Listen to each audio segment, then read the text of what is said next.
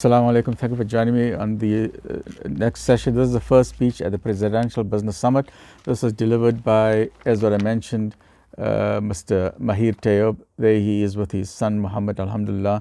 And this photo is from the Lodium Sun. I don't know if you can see that. And behind me in blue is the details of the Presidential Summit hosted by Tayfin Forensics and Progressive Business Forum. And Mr. Tayob has given me permission to read his, because I have difficulty in transcribing. He made some fabulous points, and he's given me permission to read out his speech verbatim. So I'll read. This is a speech from Mahier Tayob. But first, reading this verbatim with permission of the author. Any errors in transcription are my own. If there's mistakes, it's my own. This is his speech, which resonates deeply with me because of the theme of justice and human rights. Islam is based on justice at all levels, for justice for humans, justice for animals, justice even for the environment, for the land, the sky, and the sea. Here is the thought-provoking speech by Mr. Mahier Tayob, CEO of Tayfin Forensics. Just very briefly, Mr. Mahier Tayob is CEO of Tayfin Forensics and Investigative Auditors. He has various qualifications. I'll go through very briefly. MSc-AF from Switzerland and the United Kingdom, MIPA from Australia. He is a specialist forensic auditor. He's a public accountant. He's a certified turnaround professional, and he's a senior BRP, a business rescue practitioner. Here is his speech verbatim. I won't make much comment because this is his speech directly. The Honorable President, Mr. Cyril Matamela Ramaphosa, ministers, the Premier Panyaza Lisufi, MECs, city officials, the Treasurer General of the ANC, Gwen Ramakgopa, officials from the House of Luthuli House, the Ambassador of Cameroon, officials from Santaco, officials from the National Taxi Alliance, officials from Sabrata, distinguished guests, ladies and gentlemen, protocol observed. My name is Mohammed Mahier Tayob, and I am honored to host this event in conjunction with the Progressive Business Forum. There's he again. So just to remind you who's reading this. It is an absolute privilege to welcome the President of the Republic of South Africa, the Honorable President Cyril Matamela Ramaphosa. Mr. President, we are mindful of your time-limiting schedule, but we are equally appreciative of your esteemed presence. This assembly is composed of businessmen, professionals, community leaders, captains of industry, public benefit organizations, religious organizations, and most importantly, ordinary citizens of our beloved country. I want to reflect on 4 seminal moments that had a huge impact in my journey as Joe's citizen. The first was smooth transition to democracy.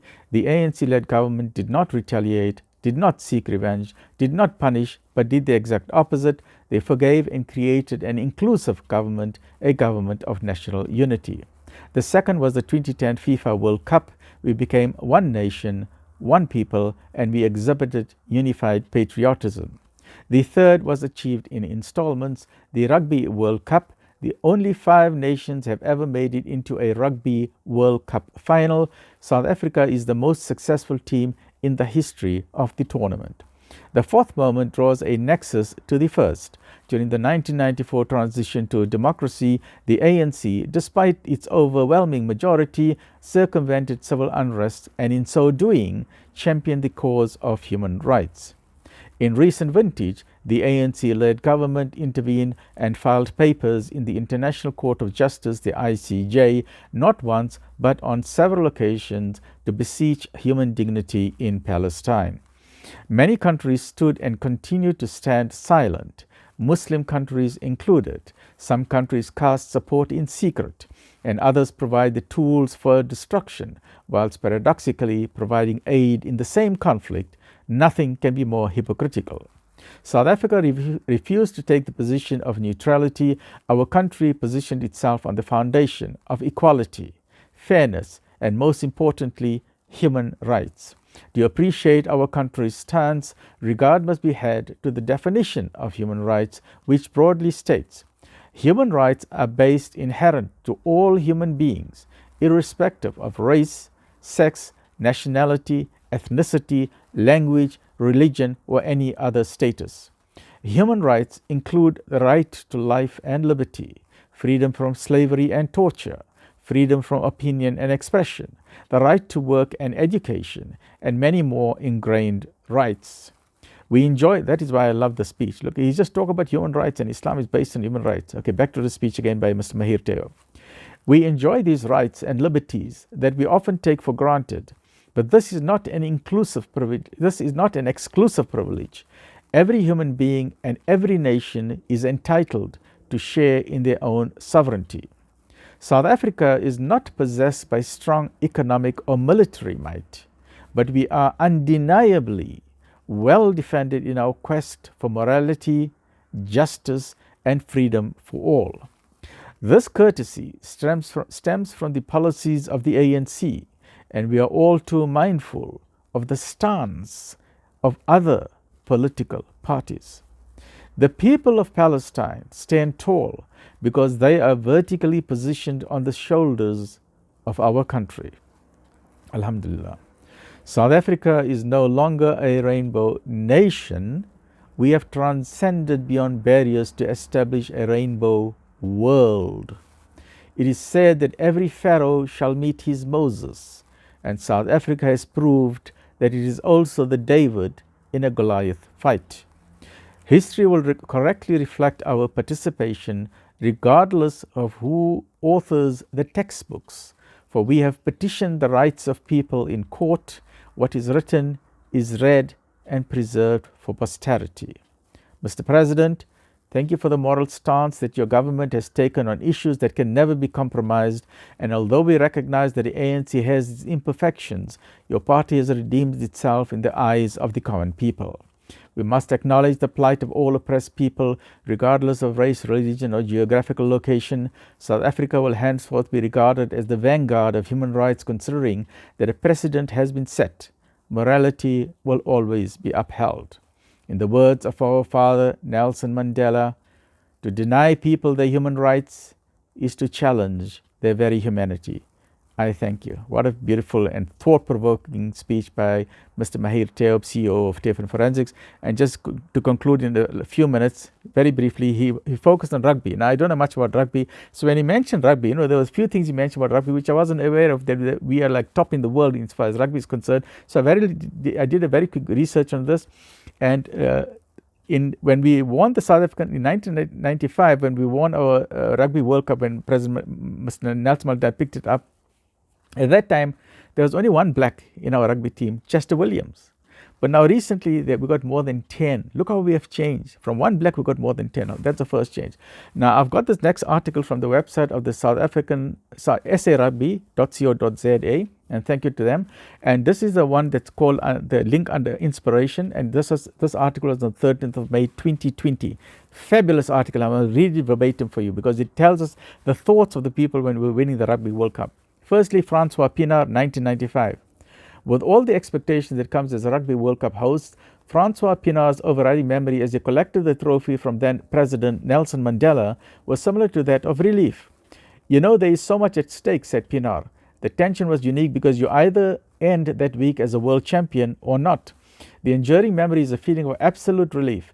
In a Rugby World Cup final, you don't care how you do it or who does it. You don't care about the margin. You just want to be ahead on the scoreboard after 80 minutes. When you look up and see that and you know nobody can take that from you, it is the most wonderful feeling. There was also immense pride in what the 15-12 extra time victory over the All Blacks had done in uniting this country. It was insane, incredible. Not in my wildest dreams could I have imagined the impact it would have on our country. And then John Smith, another rugby captain in 2007. This is also from the same SA Rugby website. The first and only hooker to captain his side to Rugby World Cup success, Smith literally led from the front as South Africa won the tournament for a second time with a 15-6 win over England in Paris. For him, though, it was truly a team effort. We have had the responsibility of carrying the hopes of a nation on our shoulders, and now we have a team that is taking the trophy back home to the nation. You see the word you use, nation, said Smith.